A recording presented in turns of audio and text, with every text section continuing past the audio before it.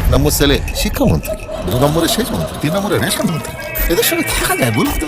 গতবারের 27টি ব্যাংক ডাকাতির সূত্র ধরে নতুন করে চলে এলো বহুরূপী দ্য গোল্ডেন ডাকু। টিজারটি আসার সাথে সাথে প্রচুর ভিউজ জেনারেটও করে ফেললো উইন্ডোজ। আর এর পাশাপাশি পুজোর ঠিক 10 মাস আগে দেশু 7 আসবে বলে 16ই অক্টোবরকে নির্ধারিত করা হয়েছিল। ওই দিনটি শুভ মুক্তির দিন, কিন্তু এখানে বেড়ে খেললেন গোল্ডেন ডাকু। তারা কি করলেন? শুভ মুক্তির দিন ঠিক করলেন 15ই অক্টোবর। এবার বুঝতে পারছেন গল্পটা কোন দিকে যেতে চলেছে। যদি 16ই অক্টোবর আগে থেকেই নির্ধারিত থাকে যে দেশু 7 রিলিজ করবে, তাহলে যদি একদিন আগে গোল্ডেন ডাকু চলে আসে, তাহলে হলগুলির পরিস্থিতি কি হবে? শো সংখ্যার ভাগাভাগিটা কোথায় গিয়ে দাঁড়াবে?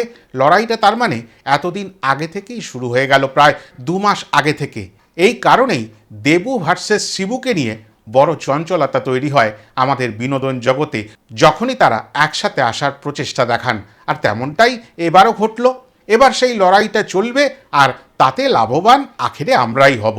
দেশু 7কে নিয়ে যেরকম উন্মাদনা রয়েছে, সেরকম বহুরূপীকে নিয়ে উইন্ডোজের বেশ কিছু নিজস্ব পকেট অডিয়েন্স আছে। তারা কিন্তু একেবারে তেতে থাকবেন। আর টিজারটাও বলতে গেলে অতীব সুন্দর হয়েছে। তবে আপনাদের কাছে একটা প্রশ্ন থাকতে পারে, দুদিন পরে আপনি এই টিজার নিয়ে কথা বলতে এলেন কেন? 15ই আগস্ট উপলক্ষে প্রতি বছরের মতো এবছরও আমার বাড়ির আশেপাশে এমনভাবে মাইক্রোফোন বাজতে থাকে এবং বিভিন্ন অনুষ্ঠানাদি হতে থাকে, তার ফলে আমার বাড়িতে বসে ভিডিও করা সম্ভবপর হয় না। এবার চলে আসি সরাসরি টিজারটির কথায়। টিজারটিতে মূলত তুলে ধরা হয়েছে দুটি মানুষকে, একটি শিবপ্রসাদ আর অপরটি যিশু সেনগুপ্ত। এই শিবু আর যিশু দুজনে মিলে এই টিজারটি একেবারে মাতিয়ে রেখেছেন।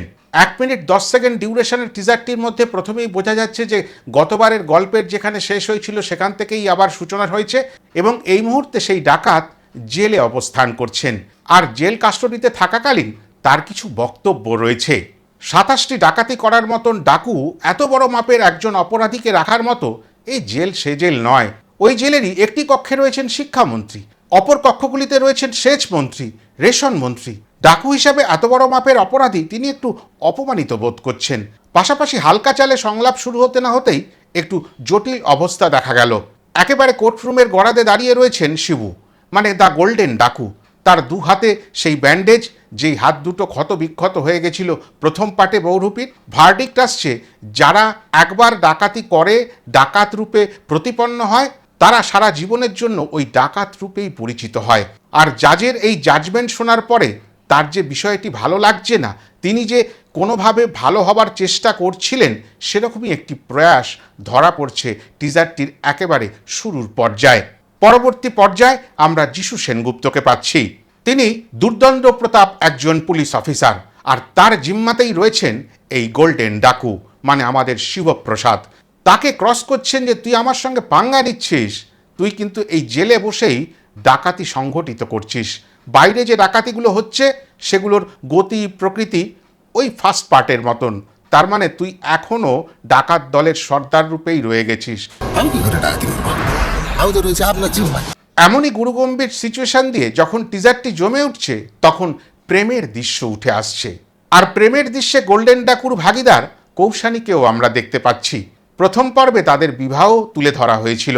আর এইভাবে বোঝা যাচ্ছে যে এবারের ডাকাতিটা শুধু ব্যাংক ডাকাতি নয়, এর পাশাপাশি নূতন সংযোজন সোনা ডাকাতি করা, মানে ওই সোনার দোকান লুট করার মতন প্রশ্ন। আর এ ব্যাপারে যে সিদ্ধহস্ত হবেন কৌশানী, সেটা পরিষ্কার করে এই টিজারটির মধ্যেই তুলে ধরা হচ্ছে। রয়েছেন সোহিনী সরকারও, তারও অভিব্যক্তি দেখে বোঝা যাচ্ছে এই গল্পের মধ্যে নূতন নূতন মোচড়েরও প্রয়োজন রয়েছে, আর ইঙ্গিত সেরকমই দিচ্ছে। তবে বহুরূপী বিক্রম প্রামাণিক যে এবার গোল্ডেন ডাকু, সেটা কিন্তু পরিষ্কার করে বোঝা যাচ্ছে তাদের পোশাক আশাক দলবলের প্রত্যেকের উপস্থিতি দেখেই।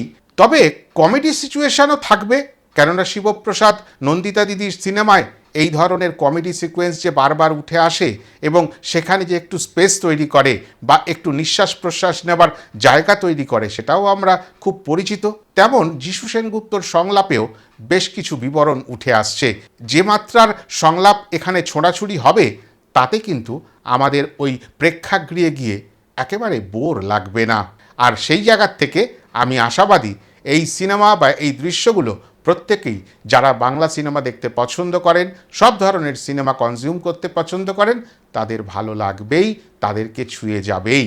তবে প্রেম প্রণয়, গুলিগালা চলা বা প্রথম ভাগের মতন বাইক নিয়ে ছোটাছুটি সবই থাকবে দ্বিতীয় অর্ধে, এবং সাথে থাকবে বেশ কিছু গুণী অভিনেতা পার্শ্ব চরিত্রের জন্য, যারা কেউ কেউ প্রথম ভাগেও ছিলেন, এই ভাগেও থাকবেন, আবার নতুন করে হয়তো কাউকে সংযোজিত করা হবে, সেরকমই ইঙ্গিত কিন্তু টিজারটির মধ্যে দেওয়া হয়েছে।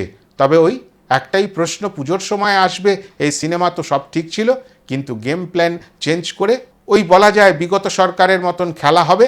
সত্যি খেলে দিয়েছেন 15ই অক্টোবর শুভ মুক্তির দিনটিকে নির্ধারিত করে। হ্যাঁ, দেশু 7 এবার প্রশ্নের মুখে। তারা কিন্তু 16 তারিখ টিকিট বিক্রি করে বসে আছেন, হাউসফুল করে বসে আছেন প্রায় 10 মাস আগে থেকে। কি হবে এটাই বড় প্রশ্ন।